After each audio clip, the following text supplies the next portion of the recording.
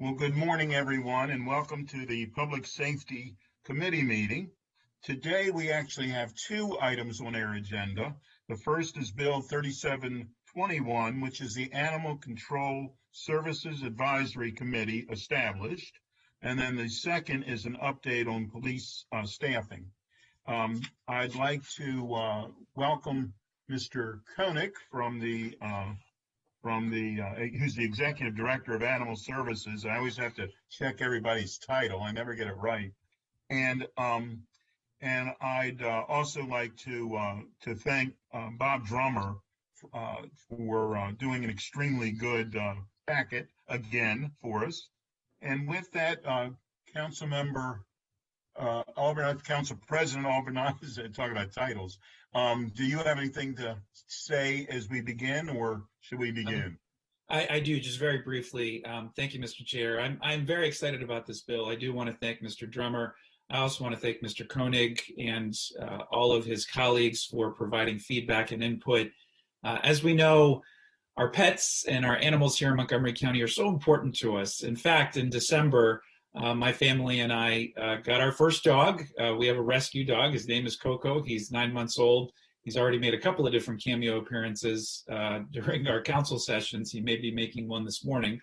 But in fact, here he is. There he is. So good timing.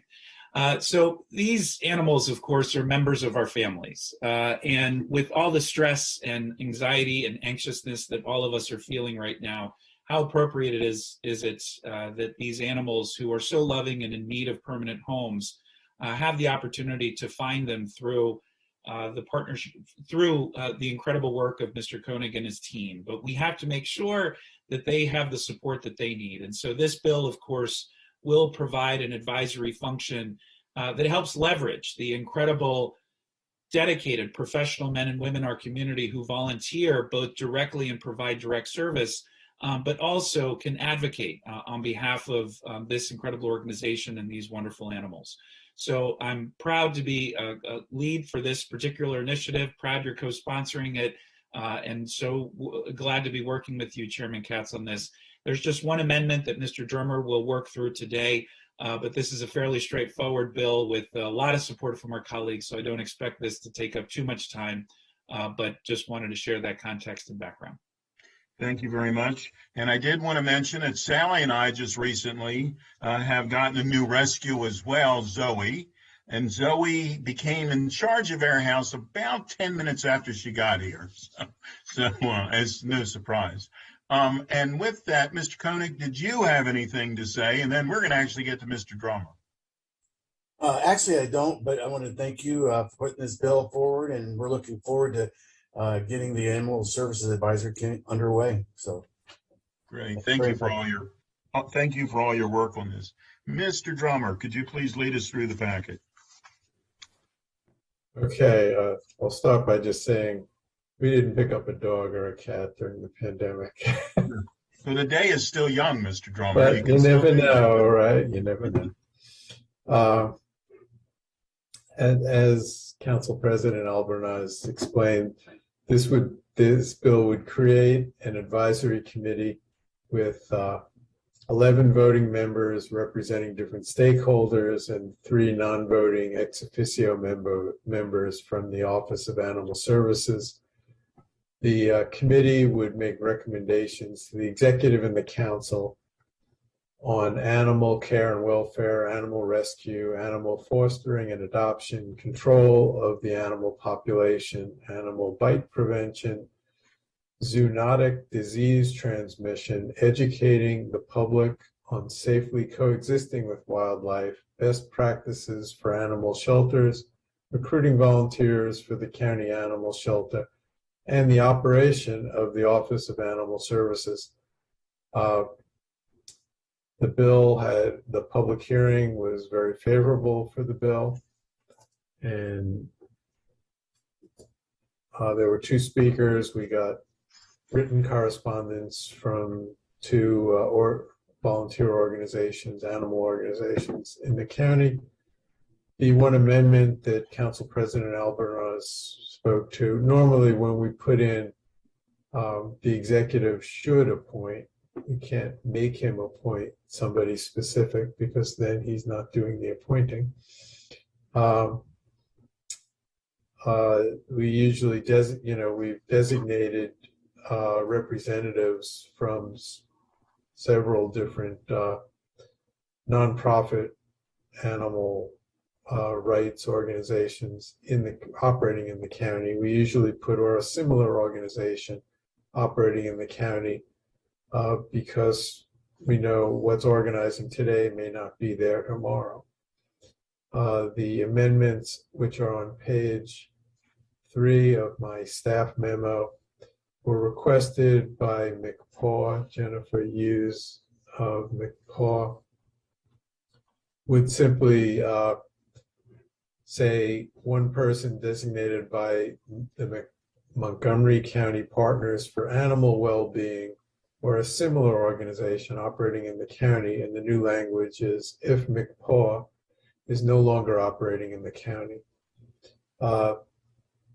The same thing for Second Chance Wildlife Center, to add if Second Chance Wildlife Center is no longer operating in the county. And the third is for the Montgomery County Cat Coalition. If they're no longer operating in the county, it would be a similar organization. These are all directory. They're not mandatory on the executive, but it would increase the likelihood, I guess, down the line that somebody would continue to be a representative of these organizations if they continue to exist. That's the only suggested amendment that anyone suggested, and that's the bill. Thank you very much. Thank you. I will say that there was no racial equity. There is a racial equity impact statement that said insignificant effect, negligible impact, insignificant impact on economic conditions, and OMB estimated the annual cost to operate the new committee, which is a volunteer committee, at $3,480 a year. Thank you, Mr. Orr. I did want to point out in the opening paragraph on page 1, you say it's written that government operations and fiscal policy is going to have a work session on this today, and that it should be public safety, obviously. Though I sit on both, I was going to be here regardless. But anyhow, but I did think that does need to be corrected, please. Will do. And President Albernaz or Yes, Mr. Hucker? I'd like to move that amendment forward, Mr. Chair. And then once we move that amendment, and I'd like to move the bill as a whole to full committee. Very good. I'd like to move that amendment. Great. It's been moved and seconded. All those in favor, please raise your hand. It's going to be by acclamation. Thank you very much. And I believe we could do the same for the actual bill itself by acclamation. I have a feeling we're okay on that. Okay, very good. Yeah. Yes, Coco's excited about this one. He doesn't normally pay attention, but he's paying attention to this Coco, one. right? Yeah. Well, he knows this is going to affect him. This has something to do with him. Very good. Thank you, Mr. Drummer. And Thank you. With that, we're going to move on to our second topic, which is the police department staffing. There's no vote expected because this is an update. We're going to hear from Ms. Farag in a few moments, and she's once again done an excellent job doing this packet. I did want to announce that and this shouldn't be till the end, but we're going to have a stop around 11:15 on this today. So if we're not finished by 11:15, we're going to have to come back and get some additional information at another time. And with that, Council President or Council Member Hucker, do you have any opening statements on this one? I'm good. I'm excited for the discussion. Thank you. Thank you. And the same with the Council President. Chief, we are very pleased to be joined by Chief Jones and other members of the Police Department. Chief Jones, do you have any opening statements, please? Good morning again to the Public Safety Committee and the Council. And yes, I do want to say just a few words. I think that here we are, January of 2022. As we've had lots of discussions about police staffing, in various different settings with the council and also with the county executive. But I do want to stress this to the council as we are having this discussion, and my thoughts is that I think we're at a very critical juncture here. I would say that I think we have been looking at my staff recently at some significant staffing decisions and changes along the way as it relates to the different responsibilities of the police department and how we allocate our resources to be effective to provide the kind of safety that is needed here in Montgomery County. And so as we have over the past couple of years, and we'll talk more about this, and as you see, the challenges not only that Montgomery County Police are having in the hiring process, but across this country, this is a national issue amongst policing and in the world of recruitment into our profession. But I think that this is, when I say we're at a critical juncture, because we are at a very high level of officers who are eligible for retirement.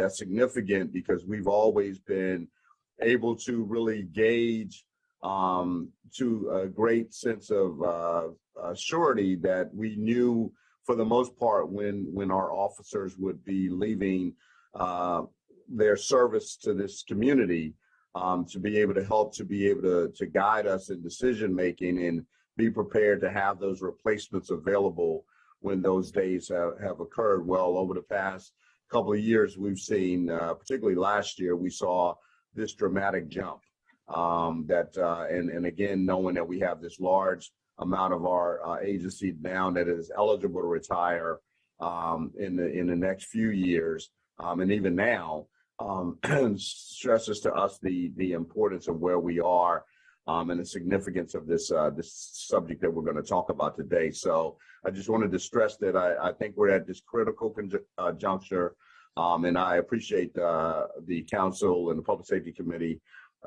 in allowing us to have a conversation about this topic. Well, thank you very much, Chief. As you know, and as you have heard, and you have said, and we have said, we're very concerned about what we're doing, the salaries we're paying, the starting salaries we're paying. So this has to be something that literally is on the front burner to help us. And the fact that we have so many officers who are eligible to retire, are retiring without going through the drop program, which was put in place so that we could have a better gauge on how our staffing would go, is also of a great concern. We need to look, in my opinion, at every part of this, what we're doing, these programs, to make certain that what we're doing is in line and maybe above the line for all of our competitors who are going for the same fine officers that we're going for. So unless there's any other comment, I'm going to turn to Susan. Ms. Farag, thank you very much for this packet. Please lead us through it. Sure. Good morning, everybody. You and Chief Jones pretty much hit on the salient points of this entire discussion, but I'll walk you through the packet just to get a few of the details too.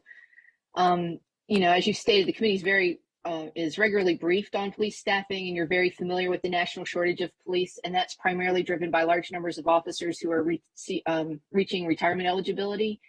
There are other more recent factors that are exacerbating this shortage, and that includes COVID pressures and also negative public discourse that's surrounding different aspects of police reform. And nationally, a PERF study showed that there have been 18% increase in resignations and a 45% increase in retirements. Again, that goes back to retirement eligibility as well. It's impacting MCPD, as Chief Jones just said. They lost 90 officers last year in 2021, 33 to resignations, 55 to retirement, 1 termination, and very sadly, 1 death. And this is concerning because historically, Montgomery County Police have had a very low attrition rate, like 1 to 1.5 officers per month plus retirements. But over the past 2 years, this has increased to 4 officers per month. And if those rates hold true for the rest of this fiscal year, the department could lose another 35 officers. If the department can't improve both hiring and retention rates, it's not one or the other, it faces a staffing shortage of up to 223 positions by the end of calendar 2025. As Chief Jones already stated, retirement eligibility is a significant issue for the department. There are currently 125 officers in the drop, and they need to leave service within 3 years from when they entered that drop. There's also an additional 210 officers eligible for normal retirement and 463 officers eligible for early retirement. MCPD currently has a sworn strength of 1,235 officers, and of which that's 807 could retire today with at least some partial retirement benefits, and that is 65% of the sworn workforce today. So realistically speaking, most officers who are eligible for early retirement aren't going to leave, but it's becoming more common as departments become more competitive trying to hire the best talent. And so what are the impacts of short staffing? Well, it takes about 18 months or so to hire, train, and deploy a new police officer. So the department's feeling these short staffing impacts right now. And the department has to dedicate a larger proportion of remaining officers to patrol, which is, its first priority is to respond to calls. And that puts more pressure on specialized units that are left with fewer staff. The department advised that the chief continues to work with staff to assess those specialized unit vacancies and determine which ones could be filled. Due to the increasing violent crime rate in the county, the priority has to go to investigating those crimes such as robbery, domestic violence, aggravated assaults, sex crimes, and of course, homicides. Additionally, I just wanted to note that adequate police staffing is necessary to ensure county and state police reform goals and that they're being met. For example, it becomes more difficult to train police in a timely fashion when you're short-staffed on things such as the county's new use of force standards, and the state is coming out with new use of force standards as well that the department has to be trained on by July 1st. It can also make sufficient supervisory oversight more challenging, and that can impede your accountability goals. And it certainly cuts down on police, their ability to engage in non-enforcement community policing activities. And right now, the department is relying a lot on overtime for certain initiatives like the increased patrol in downtown Silver Spring. And the department has advised that the overtime use is not going to be sustainable long-term. I wanted to add that research has shown that too much officer overtime use has also been associated with increased community complaints. And in an audit of a different police department, just 1 hour of overtime was associated with higher rates of use of force and ethics violations. I do need to point out that's just association, not causation, but it's worth exploring further and keeping in mind. The department currently has 46 sworn vacancies out of its authorized complement of 1281. Out of the non-sworn professional staff complement of 731, it also has 107 vacancies. For civilian staff, professional staff, that's almost a 15% vacancy rate, and that does impede regular police activities. The recent hiring freezes due to COVID have worsened that vacancy rate since it's been difficult to get hiring exceptions approved. And the increased attrition rate in general is exacerbated by significant hiring challenges. The PERF report that I mentioned earlier indicates that the number of applicants for police jobs has also steadily declined over the past 10 years. And that creates further recruiting pressures locally because all the departments in this region are now competing to get the best applicants from a very limited pool. For police department here, the applications have dropped almost 30% since 2017. So there's been a lot of discussion about a couple of ways to get more police officers to join the department. And one of those has been increasing salaries to make it more competitive. The department's starting salary is the second lowest in regional county departments and the third lowest in regional municipal departments. All the municipalities in Montgomery County pay more to start. Increasing starting salary can get tricky, especially here. Sworn officers have two different salary schedules. There's one for FOP and there's one for lieutenants and captains. And the appointed positions, the ACs and the chief, they're in a different one as well. From my perspective as an analyst, wage compression will be a significant issue and a concern to be looked at when you're looking at increasing salaries, because sometimes lower ranked officers make more than their senior officers. And wage compression hurts departments in a lot of ways, including employee morale. It diminishes trust in leadership and it weakens employee engagement, and it also increases resignations, all of which are bad for the department right now and by extension, delivering the public safety services. Research shows that dissatisfied staff will leave for about as little as a 5% salary increase. So that makes it very attractive to move to a different department for many officers right now. And I just put in here, it's a back of the envelope type of calculation, but for illustrative purposes only, if council provided a 10% increase to all sworn and appointed staff, the expenditures would increase about 14.5 million. So it's not insignificant, but that 10% increase only moves MCPD's starting salary up about 1 step in the regional salary list and 2 steps up in the municipal salary list. And the final point I wanted to bring to the committee's attention is the need to retain experienced officers. And this goes back to police reform, accountability. You need to bring in the best and the brightest new recruits, of course, but without seasoned supervisors and managers, it's going to become more difficult to ensure quality, accountability, and growth. And there's been some talk about expanding the drop from 3 to 5 years. There are different ways to do that, but it could be tailored to be actuarially neutral in cost. I don't have data right now to see whether or not the drop is incentivizing employees to stay past their retirement date, but that information too would also be helpful to further explore whether that option would be helpful in retaining staff. So I do have discussion issue questions listed in the back of the packet, and I do want to turn it over to the chief and the committee to ask any questions. Thank you. I do have one page 2 of your packet. You talk about the numbers of sworn officers per capita for the counties. Do those numbers include the municipal police forces? I don't think they do. This is information reported by each department to the FBI, which keeps tabs. So, and I can get additional data by how municipalities, are staffed compared to their per capita too. Well, and I appreciate that, but obviously, I think it would be helpful to have this information that you gave us, plus that information, so that we really do know how many people are per capita and obviously, if you're not in one of the municipalities, you're the per capita of the county police force but it would be helpful, I think, to know in general. It would, and it's very helpful for patrol purposes, and I'll let the police department correct me if I'm wrong on this, but Montgomery County does a lot of the full service police work for some of the municipalities too. Yes. So, it impacts on investigations and that type of thing too. So it's not exactly an apples to apples type of comparison. They do the dispatching. Absolutely. Yes. Right. And the only other thing, and I'm going to turn to the chief, but when the whole idea of the wage and wage compression, and obviously all of that is a huge concern to us, but I would assume that parts of that are under the collective bargaining agreements. Is that correct? Yeah, that is correct. Right. The wage salaries and all of that is under a collective bargaining agreement. So we have to keep our partners in labor involved in this as well. So with that, Chief, I'm going to turn to you, please. Well, in response to that, Council President, talk about titles right this morning, but Council Chair, I think that first of all, we are in the midst of the county, I should say, is in the midst of having a discussion with the FOP, a reopener, in regards to salaries. So that's something that that's being handled now. To see if there's any way of coming to some agreement. But at the end of the day, that's where the discussion really begins. How do we get this to this point in regards to salary changes and more competitive within the region?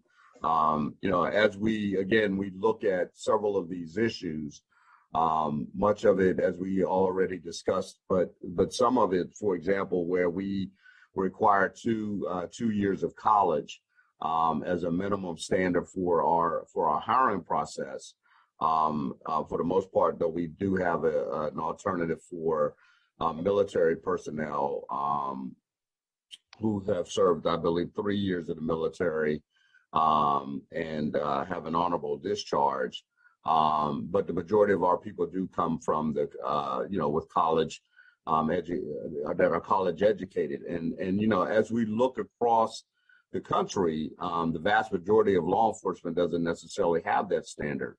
We've had that standard in Montgomery County for a very long time, for over 40 plus years, and I think it's a standard that we should not minimize, and nor should we go backwards based upon the fact simply because people feel as if we're not meeting the hiring threshold. And the reason why I say that is because I think there are other law enforcement agencies that also who don't have that standard who are also struggling with recruitment and hiring. And so I think we have an expectation for our staff. Again, we have more educational requirements for supervisors and above. And so therefore, again, I think that's a standard that we should maintain. I think it's made Montgomery County as successful as we have been over the years, again, in hiring very good people across the board. And, again, that will be something I think we'll maintain over time. Mr. Katz, in response to your, discussion about the per capita with our municipalities, reality, I mean, there's Gaithersburg and Rockville that are the two primary municipalities that have significant impact on police services and provide additional patrols in those particular cities. And it does help us. But at the same time, there, as Ms. Farag noted, it does note that we do have to provide other support to those municipalities, and to include also currently, we still provide patrol responsibilities in the cities as well. And so that does not limit our involvement based upon where we are currently in today's environment. So as it relates to, again, I think that we talk about the different programs, and we're looking at, a lot of our officers who left over the past year, for example, through it be the higher numbers of resignations, and those who were in the drop or left the drop early. And many of those individuals who did leave the drop early, not that that was not commonplace in the drop program, because many individuals who are in the drop are looking for a second career. And during the process of while they're in the drop, and if there's an opportunity that presents itself, it's been known that these individuals will take that opportunities. There have been a lot of opportunities for those individuals who are in that circle, planning to retire, that the doors were open and that they actually went through those doors and took on those jobs, who were hiring at a rapid pace, as we all know about sort of the impact of jobs in the country, and where there's availability in some fields. So some of that we were impacted by as well, because we found individuals who may have planned to stay longer, but they found that opportunity come faster, and therefore they decided to leave when the opportunity presented itself.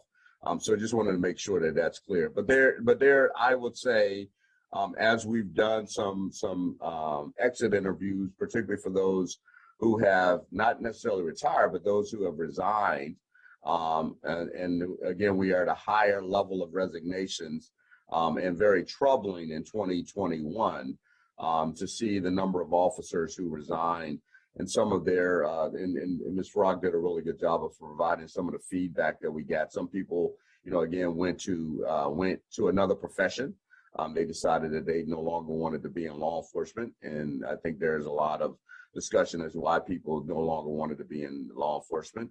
And again, she puts those reasons out there that are very clear to this committee and to us, that we understand why these individuals unfortunately decided to leave our service very early.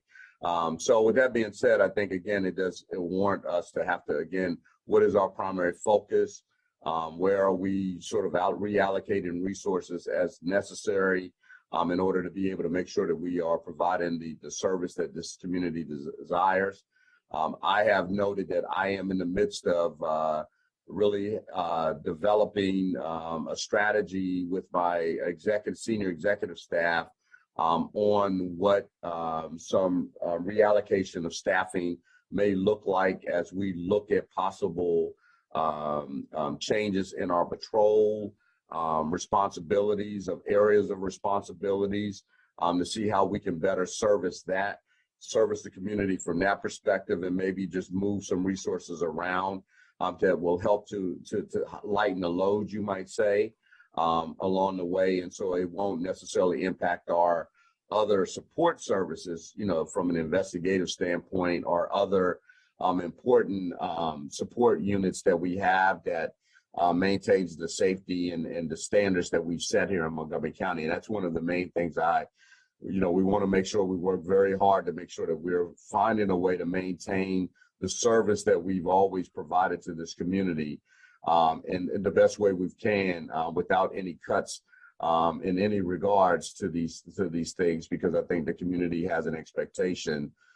We've seen, where when those cuts do come into place, that people sometimes are impacted, at least they feel impacted, and not necessarily mean they're not, that they're actually impacted in a way that's in a negative way. For example, when we had cuts in the auto theft unit as a response to the budget cuts that were presented in 2021.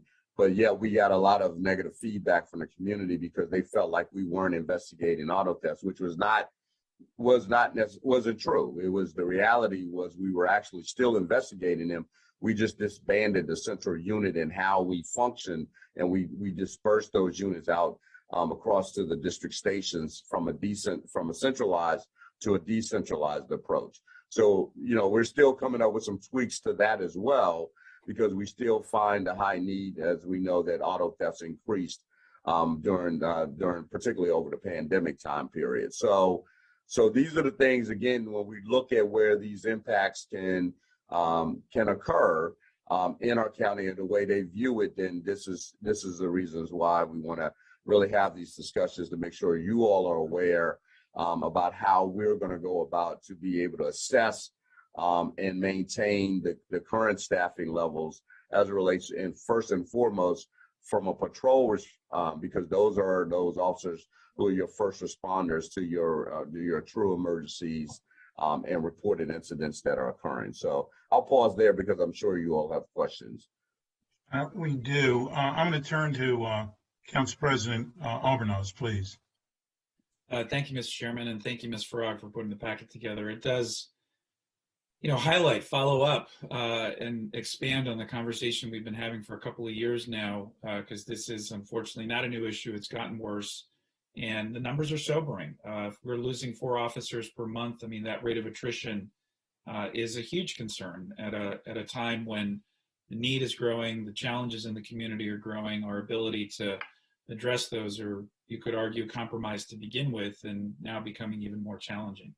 I'll just highlight a couple of things.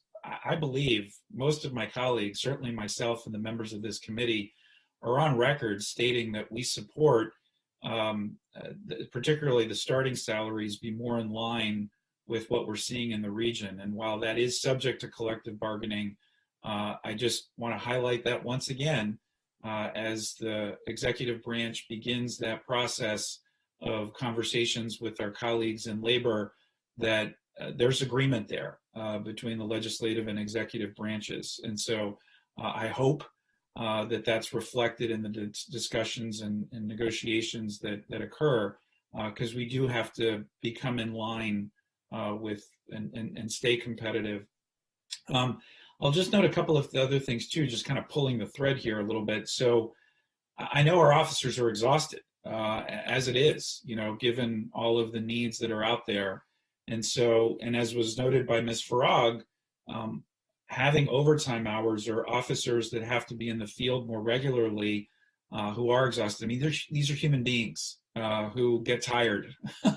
And obviously we want to make sure that they clearly have the training that they need, but all the training in the world isn't going to stop somebody who's just exhausted and charged with making split decisions that are life and death. We have to put them in the best position to succeed. Clearly, that's just common sense. And so this obviously contributes to that challenge. As we look at solutions though, Chief, I know this council is moving forward with Bill 3921 to establish, thanks to our state delegation, we have the ability to provide a tax credit for officers that are being onboarded as another way for us to be competitive in the region. But are there other suggestions that you all have beyond salary and compensation, which is fairly straightforward, not easy? I don't want to undermine its complexity because it does involve money, it does involve resources. But are there other suggestions that you all have, other recommendations? Should we be, if we aren't already, putting together a blue ribbon panel of some sort with a series of suggestions that go beyond just salary and compensation training, but are there other things that we can do, should be doing, to address this both in the short and the long term?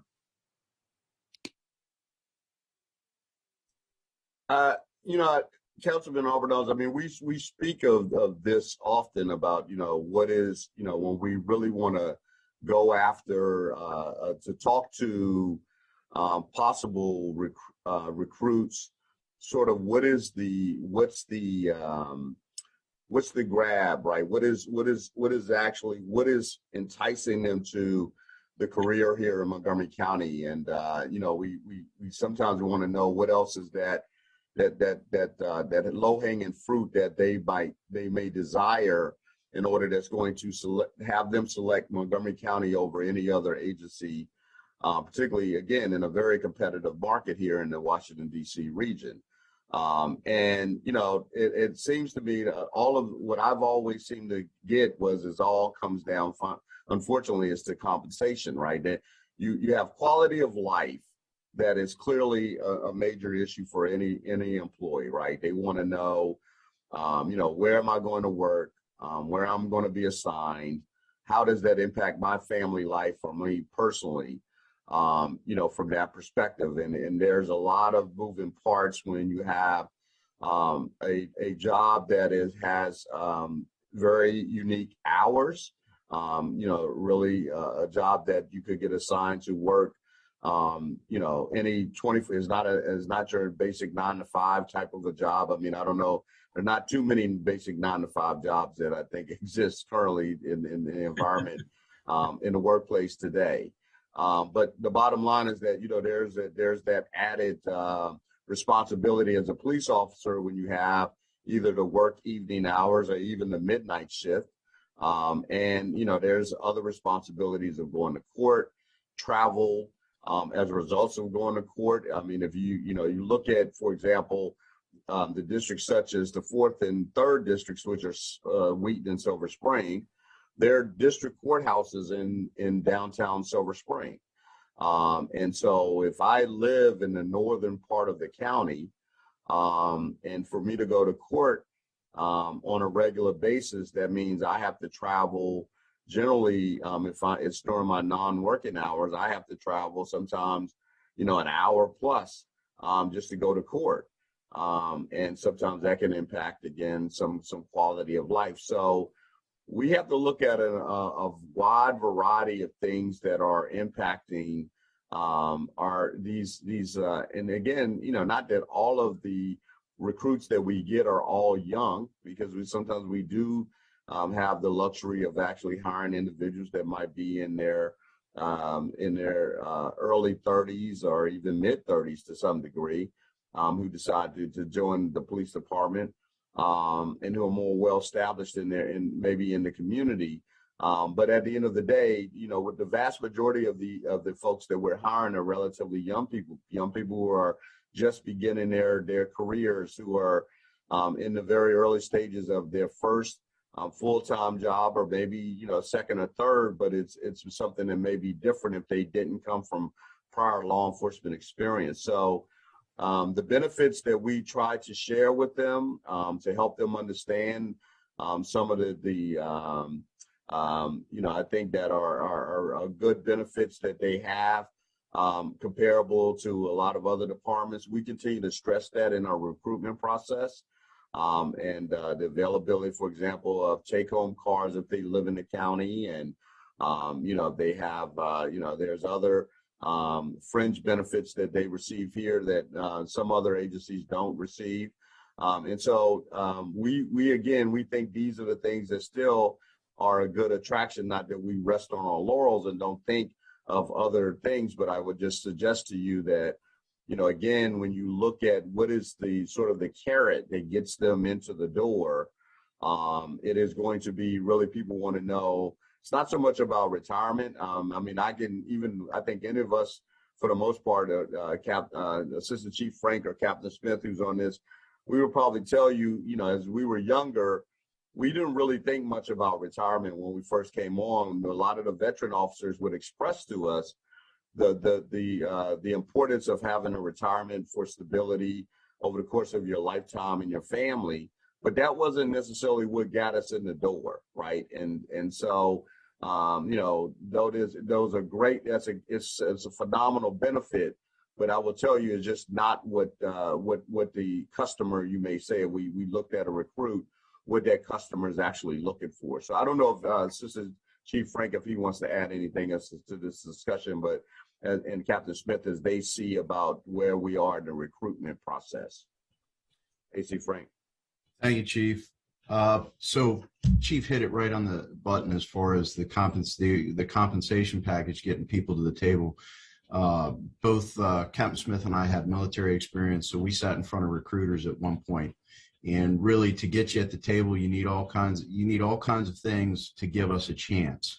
And then we can go into the things that Chief talked about, the smaller things that really make the difference for why you want to be a Montgomery County police officer. The atmosphere, the ability to move up through the ranks, the ability to do just about any job that honestly you can't get at smaller departments. You can be a K-9 officer, you can be a tactical officer, you can be a recruiter, you can be an instructor, you can be a detective.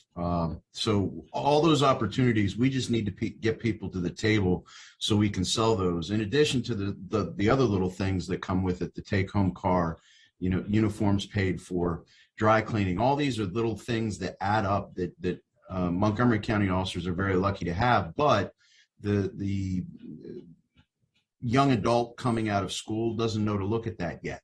So we're able to talk about those things. The college credit becomes very important. I will tell you that the agencies that we're competing with, they are hit or miss on whether or not they require college. So that becomes, when you look at compensation, college versus no college, that's an important issue that's looked at throughout any industry as to how you should be compensated when you're coming with any kind of debt from college. So as far as other things, when you talk about not just like the straight compensation, anything we can get into with loan forgiveness for law enforcement, and I would hope you see that for educators on a national basis. You also seen that in other jurisdictions, that there's loan forgiveness for some law enforcement.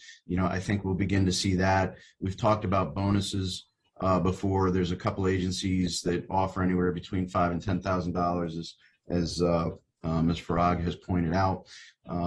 In addition to that, there are also a lot of little things in the marketing. We just went through a extensive process with the Innovation Accelerator program, and we found a number of weak points in our process.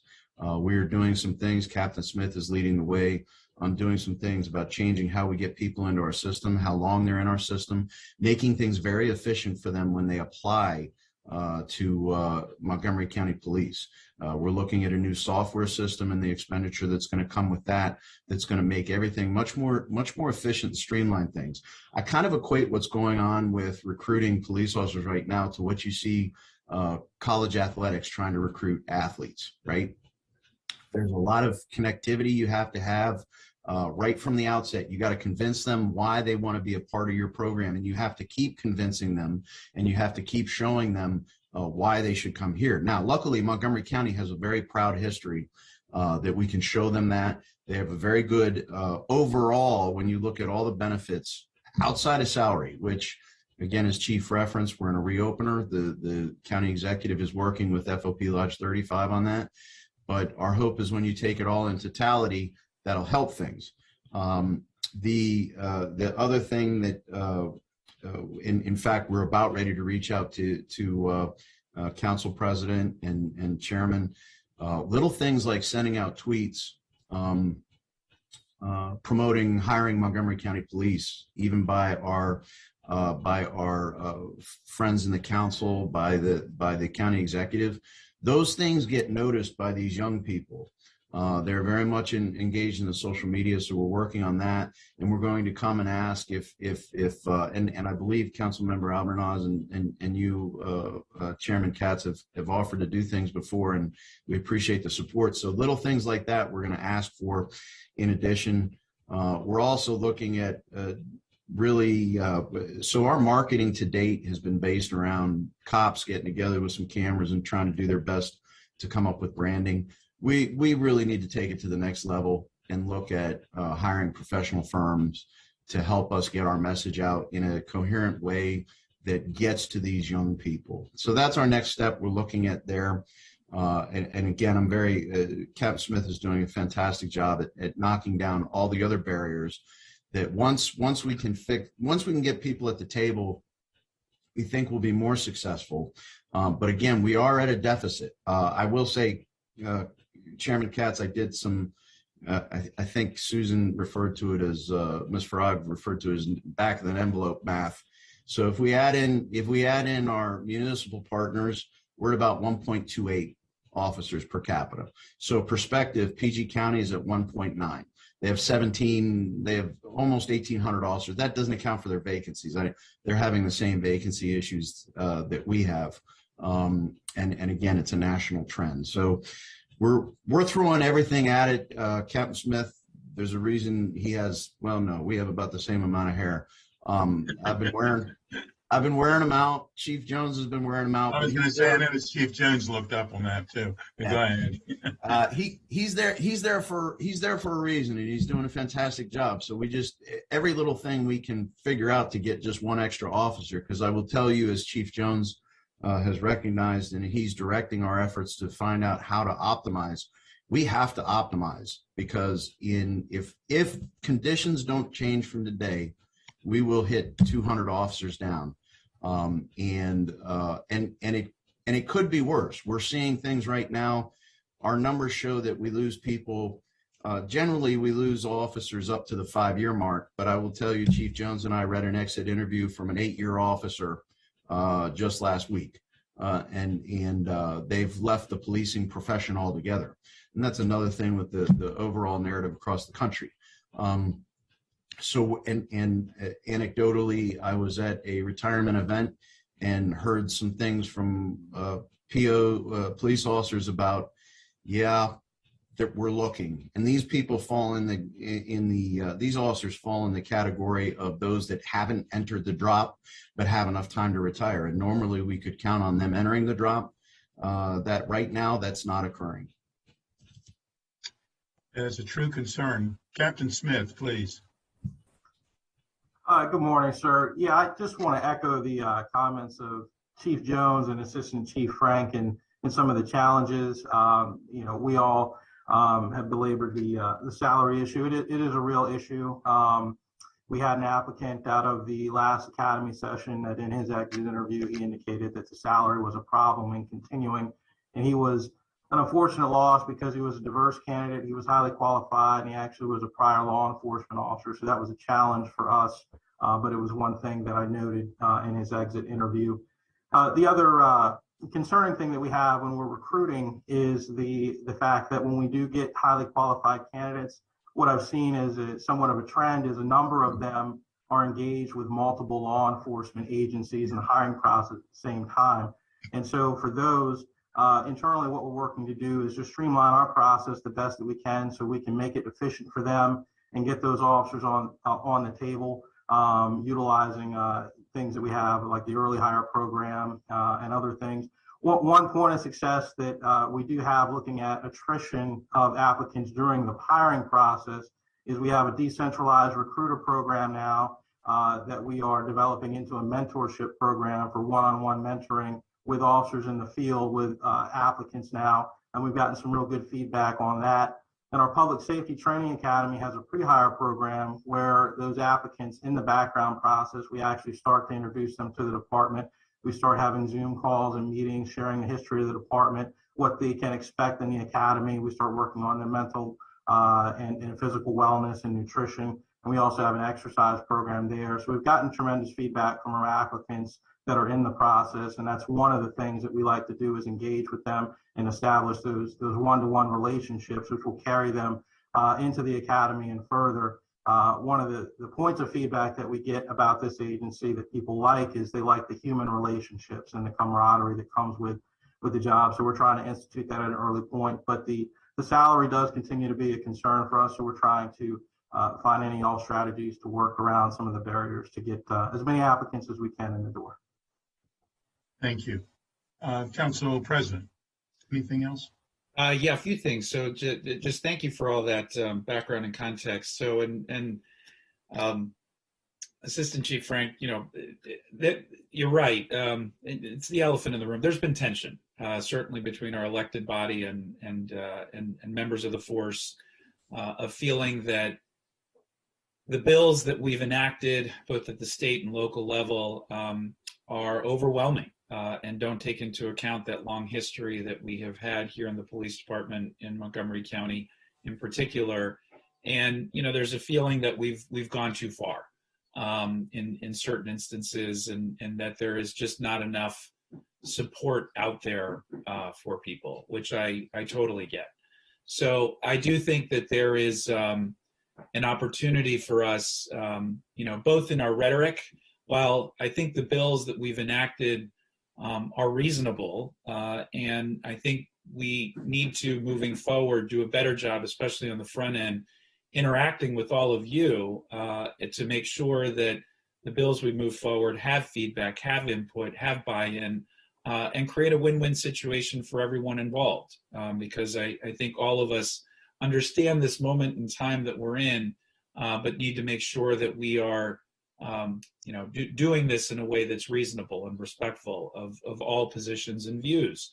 But we do have this very real challenge before us. And I've said this before, but there are other things that I think we should be doing as well. National Night Out is a great event, but it's in August when a lot of people are not around. And so I think we should look at other models that are out there to more proactively engage communities when more people are actually in town. And find other ways of building those bridges, building those connections, establishing relationships, uplifting the really great work that's happening in communities, which, in my opinion, significantly supersedes the negative.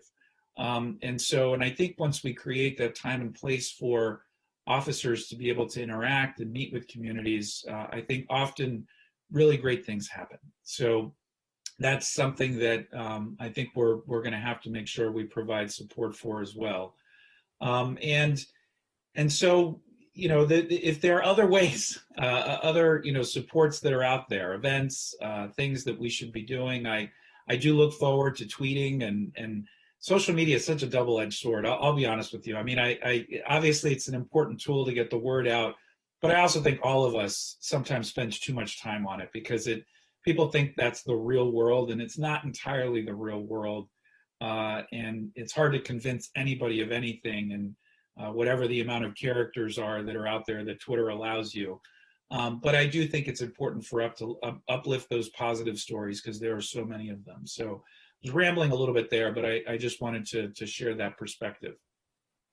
Thank you. And I appreciate everything that you've said. I'm in agreement, but I do think the idea of having a professional firm be a part of the recruiting makes a lot of sense. And I think we should probably, the first thing when we sit down with that, when you all sit down with that professional firm, is ask them what would get a person to be so very, very interested in coming here.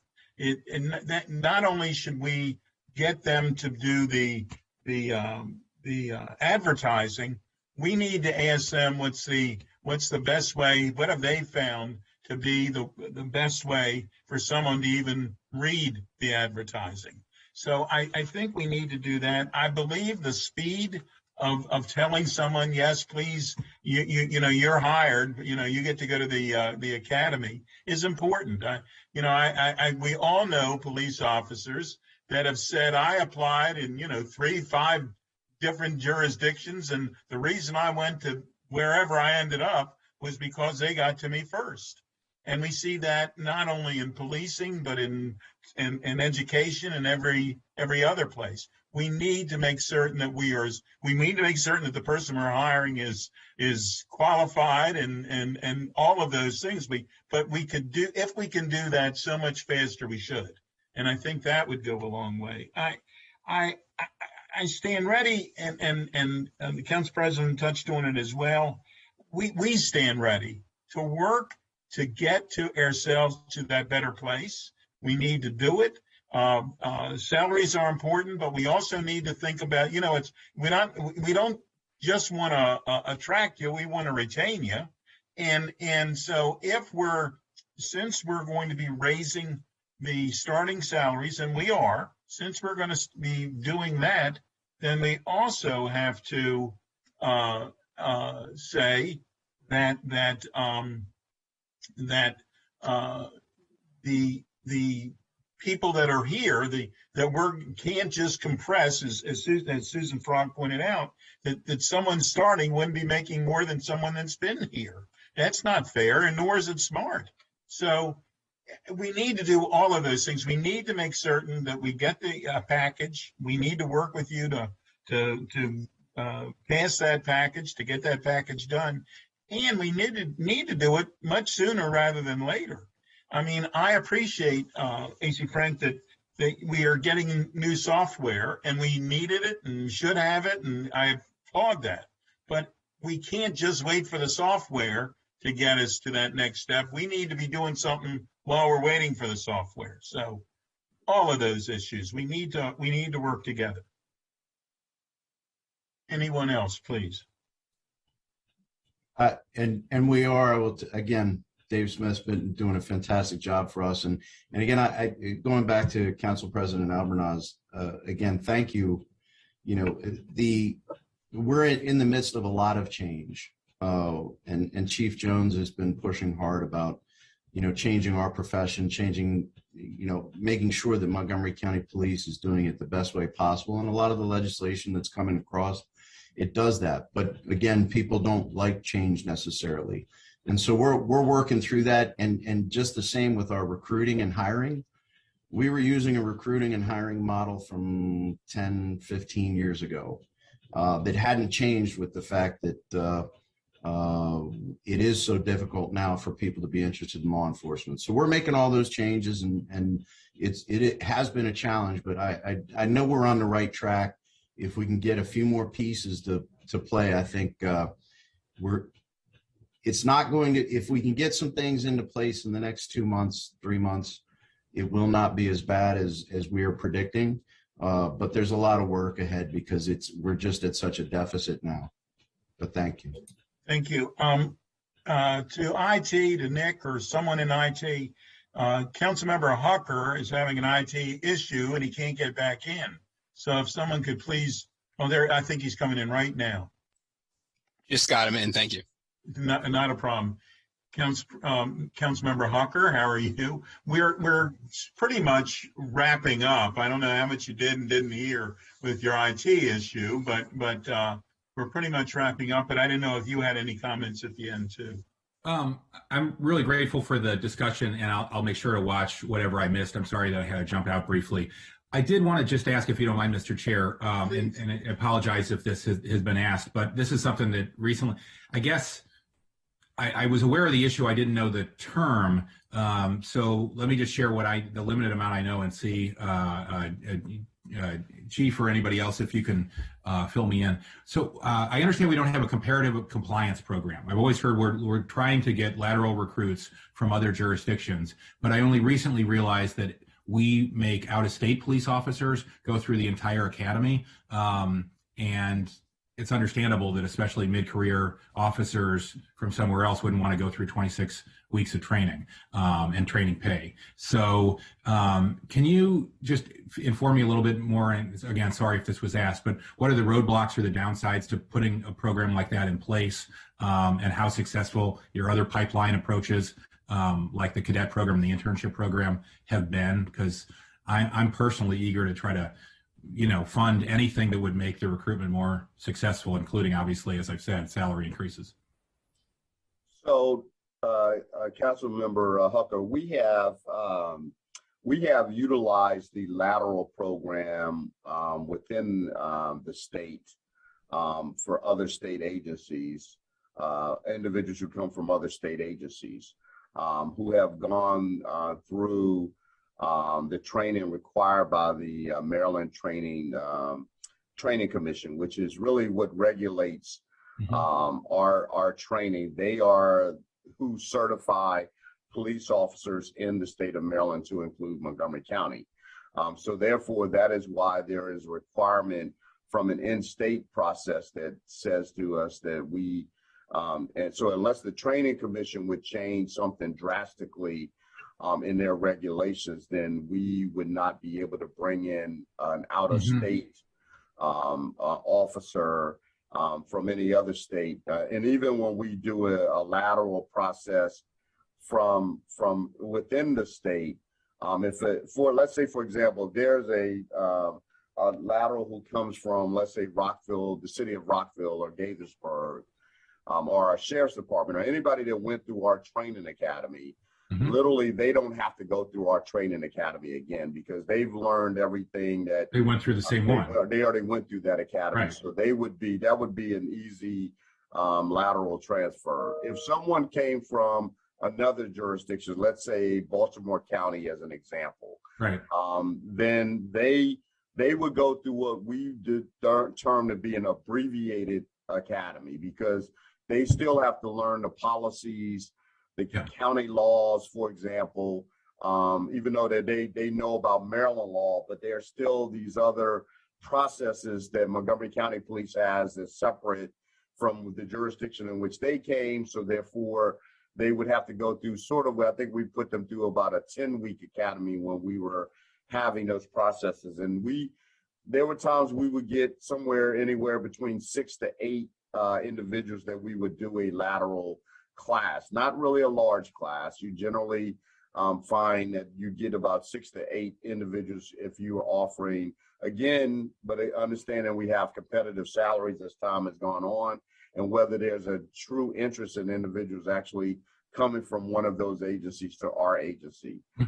So that's sort of the difference about why we in fact have, when we've done laterals, how successful has it been over time? And, we've seen some success with these other, with officers coming from other jurisdictions who've been very beneficial to our agency in many ways. And it's something I don't think we should ever dismiss. And we constantly talk about when we think there's a need and there's an interest to be able to put that forward. In response to the cadet, I don't know if you want a question in response to that. Well, I do want to hear your full answer, Chief. I didn't mean to cut you off, but that's okay. So this is new to me. I know we've been talking about it for years, the challenges in this area, but I assume this, I have the notes from staff, raising this, but I was thinking the same thing, that this might be a state requirement that we would have to change. Are there any exceptions to that? And do all the other counties in our region in Maryland, are they all subject to the same requirement? They are. Okay. Yeah. Everybody's beholden really to the Training Commission, because there's certain amounts of hours that are required under COMAR that they have to complete X amount of hours for the training academy. So therefore, the majority of them, based upon those numbers, it requires them to go through a full academy. Okay. And is that true of the state police agencies too? Because my understanding was from staff that they're doing comparative compliance for state agencies, but Chief Frank, you may have an answer on that. Sorry about that. I apologize. There are organizations that do comparative compliance. We have to work with MPSTC on it. It is what we have found in the past is really we get people from other Maryland agencies that want to come in. It's a big move to move out of state, move down here. It's also the program. There's a lot of issues with taking people. We have to be very selective on our lateral program. because you have to look at a number of things. The training is one of them.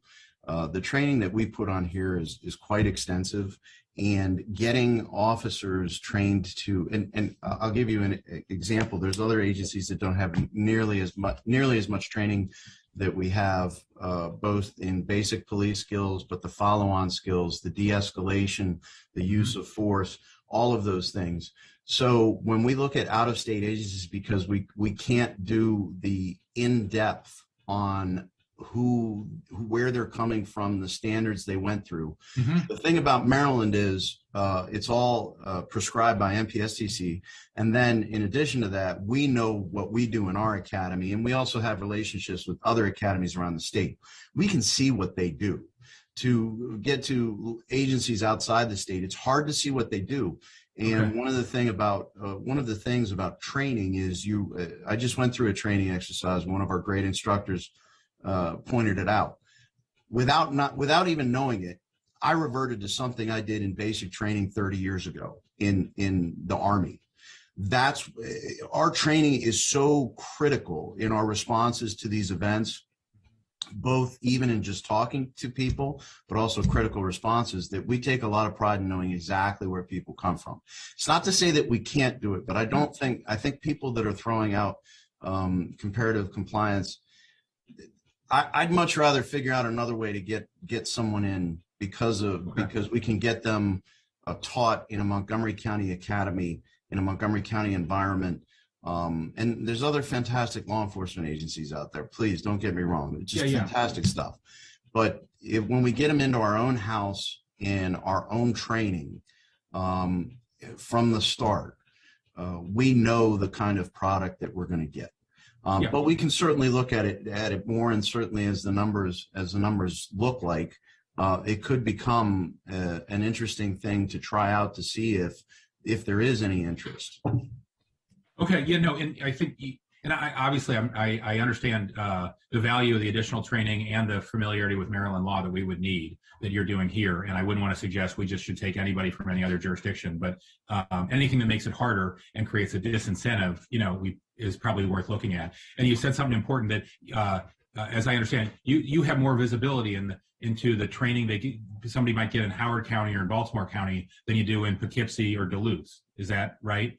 And that would be important too, obviously, because they don't just need to learn Maryland law, but just their approach to de-escalation and use of force and other things, right? Absolutely. And the culture of an organization becomes very powerful. Right. When you look at someone that's been in an organization for 5 or 6 years, they develop their culture, their identity there. And that can be just as important. And when you look at, again, there's areas of the country that don't invest in training like we do. Right. And when you look at that, there's some hard decisions to be made about. And again, I'm sure these other officers are fantastic people. They've just grown up in a different culture, just like all of us in the culture of Montgomery County in general. It's just a different thing. Got it. Okay. All right. That's really helpful. Thank you. Thank you. Ms. Farag, is there anything else that we should?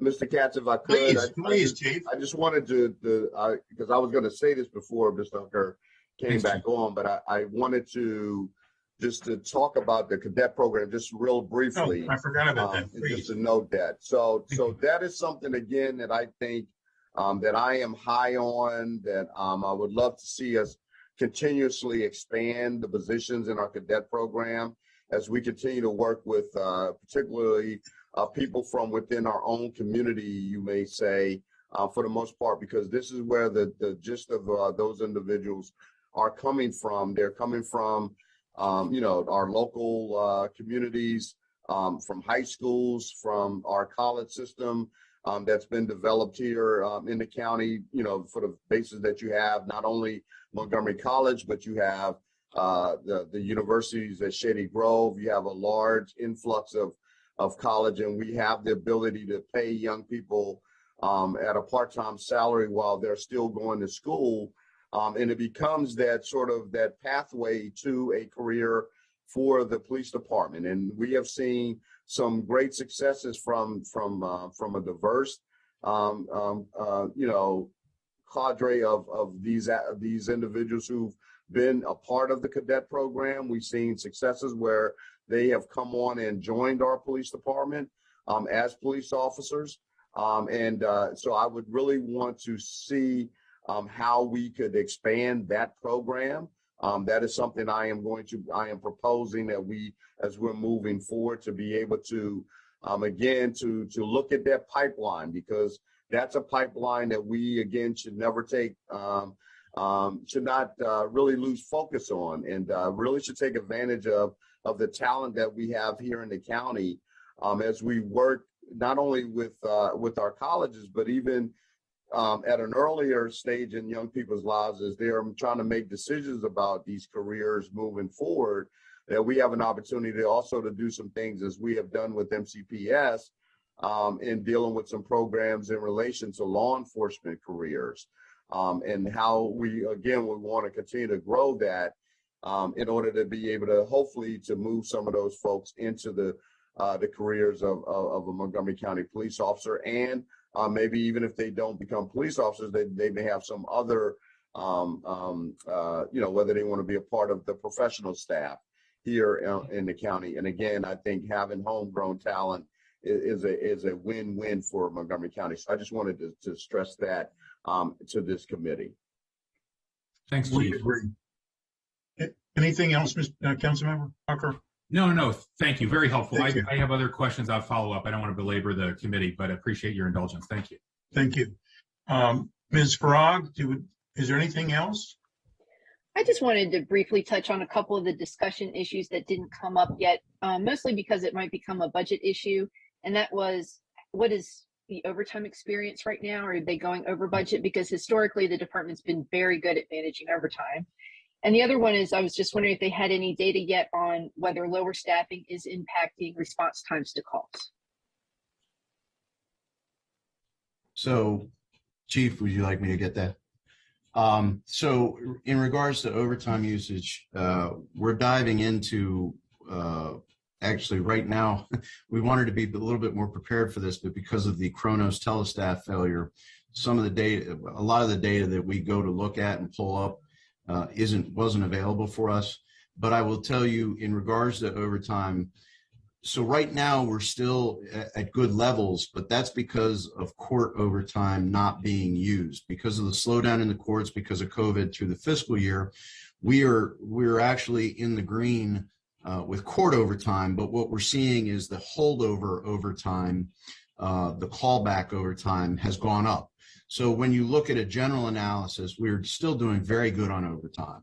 When you look at the more granular, we're using much more holdover. And again, and I think Ms. Farag hit a great point with and also council members, you did too, having tired officers make split-second decisions, stressed officers make split-second decisions. It's not a good recipe. And unfortunately, through over the last few decades, we've heard, well, we'll just pay overtime. But there's detriments to doing that. So right now we're doing okay, but as court picks up, as crime, and also I will say, crime was down in some areas in 2020, 2021, where we've also seen rises in crime too. So calls will continue to go up. And we'll start to see that spike in court time as well, possibly, if we can't find an alternative to the things we're dealing with or de-escalate in a manner that doesn't involve court. As far as 911 calls, our 911 calls are still, our priority response is still in line. It's month by month, it changes a little bit by like a couple fraction of a second, couple seconds. So we're still doing good there. It's our non-priority responses that are taking a little bit more time. But I will tell you, in addition to that, we're seeing the same thing. One of the issues, this isn't the venue for it, but we're faced with the same attrition for our emergency communication center. Our professional staff there, for very similar reasons to why we're seeing attrition in law enforcement, actually, plus a couple other very unique things to that job. We're down a lot of people over there. So we're actually seeing more in our call taking times waits on hold for non-priority calls go up, and consolidation of radios. But that's another issue we're going to have to talk about another time and gather data on, but a very important issue because it meshes with what our sworn officers do and the rest of our professional staff.